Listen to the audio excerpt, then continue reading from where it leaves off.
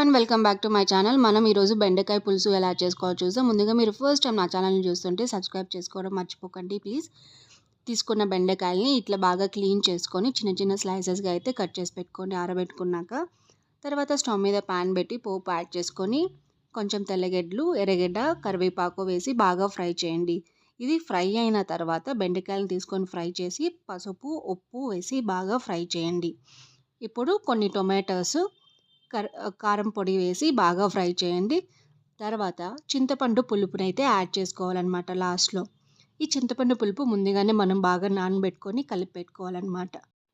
So ఇప్పుడు ఒక 15 minutes medium ఫ్లేమ్లో అయితే మూత పెట్టి పెట్టేసామంటే బాగా ఎమ్మీగా అయితే పులుసు రెడీ అయిపోతుంది. చూసారు కదా ఎంత టేస్టీగా అయితే రెడీ అయింది. ఫైనల్లీ గార్నిష్ చేసుకొని కొరియాండర్తో సర్వ్ చేసుకోండి. చూసారు కదా, మీరు కూడా ఇంట్లో ట్రై చేసి ఎలా వచ్చిందో చెప్పడం మర్చిపోకండి. లైక్ చేయండి, కమెంట్ చేయండి, సబ్స్క్రైబ్ చేసుకోండి.